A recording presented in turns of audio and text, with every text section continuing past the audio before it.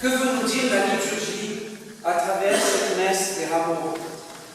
Elle veut nous exprimer un paradoxe. Nous avons commencé cette liturgie à l'extérieur de l'Église et nous sommes partis en procession pour acclamer notre roi. Nous avons pris des chants d'acclamation. On nous dit dans l'Évangile que les foules ont jeté leurs manteaux au sol pour que Jésus puisse passer sur ces manteaux comme s'il fallait qu'il les touche, bien que ce soit les sabots d'un ânon qui les a touchés, mais Jésus est passé sur ces manteaux comme pour signifier que Jésus est le roi et qu'il est digne de marcher même sur nos manteaux, sur des tapis, sur des palmes. Ainsi, la foule a acclamé Jésus. Sa gloire était bien présente à ce moment-là lorsqu'il entrait à Jérusalem.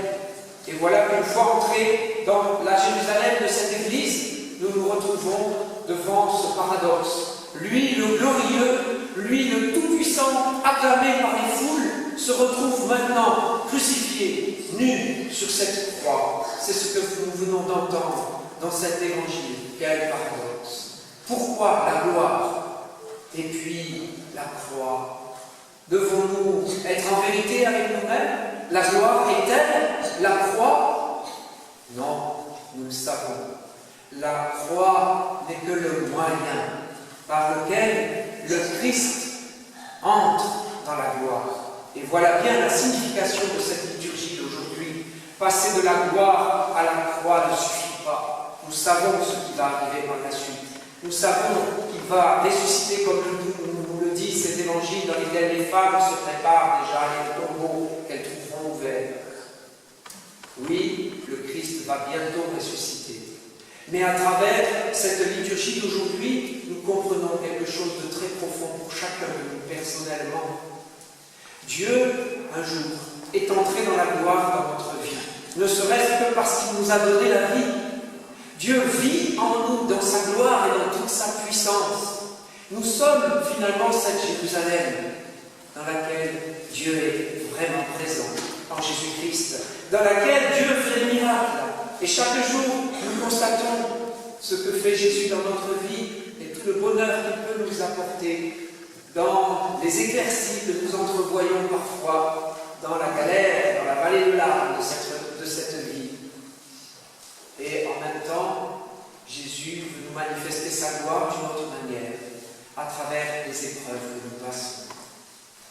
Il sort de Jérusalem pour être crucifié, et je dirais par là que si Jésus est crucifié en dehors de Jérusalem, c'est comme pour nous dire, ce n'est pas seulement pour toi que je meurs sur la croix, mais c'est pour tout être vivant, quel qu'il soit. Je meurs sur cette croix et tu viens, tu sors toi aussi de Jérusalem pour me contempler au pied de la croix, comme la Vierge Marie, debout, qui contemple son Fils crucifié, qui donne sa vie par amour. Et je t'invite, toi aussi, mon fils, ma fille, à sortir de Jérusalem et à venir, durant cette semaine sainte, ces quelques jours, à venir contempler la vie que je te donne, à venir contempler mon corps crucifié, pauvre, dépouillé, qui prend ta condition de pécheur. Viens me contempler durant ces jours de ma passion, durant ces quelques jours de semaine sainte. Viens contempler celui qui donne sa vie pour te sauver toi, mais pour sauver aussi plus que ta petite ville de Jérusalem à toi, mais pour sauver le monde entier. Regarde-moi, prends le temps durant ces jours de voir mes blessures, celles de ma tête, dans mon intelligence, dans ma mémoire, dans ma liberté, moi qui suis lié sur la croix. Regarde ma blessure dans mes mains, dans mes pieds, dans mon corps. Regarde-les et comprends que je les vis en communion avec toi. Comprends même que je les vis pour les porter à ta place. Toutes ces blessures que toi-même tu expérimentes dans ta vie, qu'elles soient physiques par la maladie, par la souffrance, ou qu'elles soient morales dans ta vie par le désespoir, par les tristesses qui sont en toi. Contemple-moi, et toutes ces blessures que tu portes, je les porte à ta place.